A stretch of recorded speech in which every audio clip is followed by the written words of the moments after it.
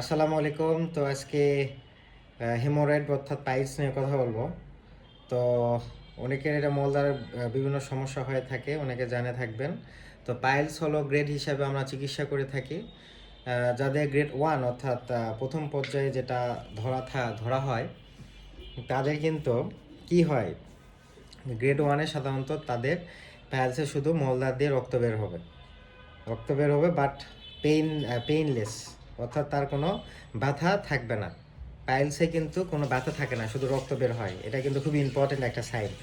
অন্যদিকে যে anal fisher অর্থাৎ মলদ্বার যখন ছিঁড়ে যায় তখন কিন্তু জ্বালাপোড়া করে মলদ্বার, অর্থাৎ আপনি অনেক দিন ধরে কোষ্ঠকাঠিন্য কনস্টিপেশন যদি থাকে, যদি আপনি বেশি কোদ দেন, চাপ দিয়ে যদি পায়খানা করেন, তখন মলদ্বার ছিঁড়ে যাওয়ার কারণে ওখানে রক্ত একটু বের হবে, সাথে অনেক জ্বালাপোড়া করবে মলদ্বারের যে চামড়া। ঠিক আছে, তাহলে আমরা ডিফারেন্স করতে পারলাম, উদাহরণ আলাদা করতে পারলাম যে হেমোরয়েডটাই হলো পেইনলেস ব্লিডিং হবে, মানে ব্যথাহীন রক্ত পড়বে। আর হলো অ্যানাল ফিশারে খুব জ্বালাপোড়া করবে, ব্যথা করতে পারে এবং রক্ত পড়বে। এটা আমরা গেলাম গ্রেড 1। আর গ্রেড 2-তে কী হবে? গ্রেড 2-তে হবে রক্ত তো পড়বে স্বাভাবিকভাবে, মলদ্বারের যেটা আছে মলদ্বারটা নিচে চলে আসবে, মাংসপিণ্ডটা, এবং পায়খানা শেষ হওয়ার সাথে সাথে ওই মলদ্বারটা আস্তে আস্তে উপরে উঠে যাবে। এটা সাধারণত চিকিৎসার জন্য আমরা কিছু চিকিৎসা দিয়ে থাকি। অবশ্যই ফার্স্ট গ্রেড থেকে শুরু করে লাস্ট গ্রেড পর্যন্ত অবশ্যই আমরা পায়খানা নরম করার জন্য ল্যাকটোলোজ জাতীয় ওষুধ বা হলো নিয়মমাফিক করে আমরা আঁশ জাতীয় খাবার, টেনশনের জন্য কোষ্ঠকাঠিন্য হয়, প্লাস তার ইসবগুলের ভুসি, এগুলো কিছু লাইফস্টাইল মডিফিকেশান আমরা শিখে দিই, জীবনযাত্রার মান উন্নয়ন করে কিভাবে কষা পায়খানা নিরাময় করা যায় সেই হিসাবে তাদের সাজেস্ট করি। এবং গ্রেড 3-তে খুবই ভয়ানক সেটা হলো এখানে রক্ত পরে মলদ্বারটা নিচে আসে, কিন্তু নিজে নিজে ঢুকে যায় না। এটা সাধারণত আমরা যখন পায়খানা শেষ হয় হাত দিয়ে ঢুকে দিতে হয়। এটাই খুবই খুবই ডিজাস্টিং একটা অবস্থা। এই অবস্থা অনেকে ক্যান্সারও হয়ে যেতে পারেন, কারণ মলদ্বারটা সবসময় নিচে চলে আসে, বাইরের সংস্পর্শে আসে, ক্যান্সার ইনফেকশান হয়ে আপনার ক্যান্সার, বিভিন্ন ধরনের প্যারাসাইট, বিভিন্ন ধরনের সমস্যা হতে পারে। তো গ্রেড 3 হলো অবশ্যই সাজেস্ট করা হয় যে অপারেশন করার মাধ্যমে এটা ভালো হওয়ার সম্ভাবনা আছে। আর গ্রেড 1 গ্রেড 2 এর সাথে ওষুধ এবং নিয়মকানুনের মাধ্যমে ইনশাআল্লাহ এটা ভালো হয়। হেমোরয়েড কিন্তু আসলে একটা জীবনযাত্রার মান যখন আপনার লাইফস্টাইল ঠিক করবেন, তখনই কিন্তু এটা ভালো হওয়ার সম্ভাবনা অনেকাংশে বেড়ে যায়। এবং টয়লেটিং যে প্র্যাকটিসটা, অর্থাৎ আপনি কোন সময় পায়খানা করবেন, এটাও কিন্তু খুবই ইম্পর্ট্যান্ট। হ্যাঁ, এবং আঁশ জাতীয় খাবার বেশি বেশি খাওয়া, ঠিক আছে, এবং এক্সারসাইজ করা, টেনশনমুক্ত জীবন। এবং এই যান্ত্রিক জীবনে তো জানেনই সকলেরই অর্থনৈতিক, সামাজিক, পারিবারিক টেনশন থাকে। ওভারকাম করার জন্য আপনি সমস্যা থাকবে, সমাধানের জন্য পথ খুঁজতে হবে।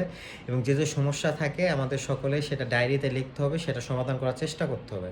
আর যদি চেষ্টা করার পরও যদি না হয়, অবশ্যই আল্লাহর কাছে ছেড়ে দিতে হবে এবং বলতে হবে এটা আল্লাহর কাছে রেখে দিলাম, আল্লাহ যদি সমাধান দেয় ভালো, না হলেও ভালো, আলহামদুলিল্লাহ। এই হিসাবে আমাদের মেনে নিতে হবে, তাহলে আমাদের টেনশনটা অনেকাংশে কমে যাবে। অর্থাৎ আমাদের তাওয়াক্কুল করতে হবে আল্লাহ তাআলার উপর, যে আল্লাহ তাআলা যেটাই করবে আমার ভালোর জন্যই করবে।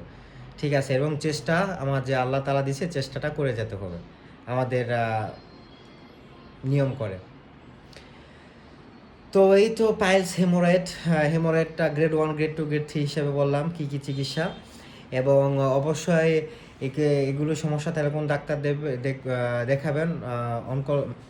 কলোরেক্টাল সার্জন দেখাবেন। কলোরেক্টাল অর্থাৎ মলদ্বারের পাওপথের যে বিশেষজ্ঞ আছে, এসব ডাক্তারদের দেখাবেন। অবশ্যই তাদের অনেক অভিজ্ঞ ডাক্তার রয়েছে আমাদের বাংলাদেশে, সেই হিসাবে আপনারা দেখাইতে পারেন।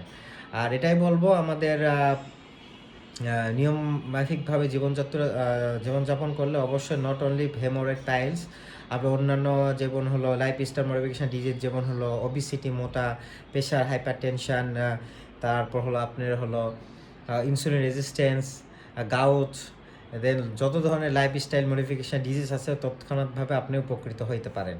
তো আশা করি এগুলো ইনফরমেশন আপনাদের উপকার করবে। অবশ্যই বলবো আর একটা কথা, জানে থাকা ভালো যে 80 থেকে 85% রোগী কিন্তু আমাদের পার্সেন্টেজ হয় আমাদের খাবারের মাধ্যমে। আমরা যদি খাবারকে ঠিক রাখতে পারি আর অন্যান্য 20% ইনশাল্লাহ ভালো হবে ঘুমের মাধ্যমে, আমাদের ব্যায়ামের মাধ্যমে, এক্সারসাইজের মাধ্যমে, ঠিক আছে, মেডিটেশান, আমাদের স্ট্রেস কমানোর মাধ্যমে অনেক কিছু কমে যাবে। কিন্তু একটা রোগ বালাই সাধারণতভাবে 80 থেকে 85%ই কিন্তু আমাদের খাবারের মাধ্যমে হয়। এই খাবার যদি খান তো অবশ্যই বাছাই করে খাবেন। খাবার যতটা কম খাবার, ভালো খাবার কিন্তু কম খেলেই হয়, ঠিক আছে, জীবন্ত খাবার। তো এই ছিল সংক্ষিপ্ত কথা। তো ভালো থাকবেন, সুস্থ থাকবেন। আসসালামু আলাইকুম।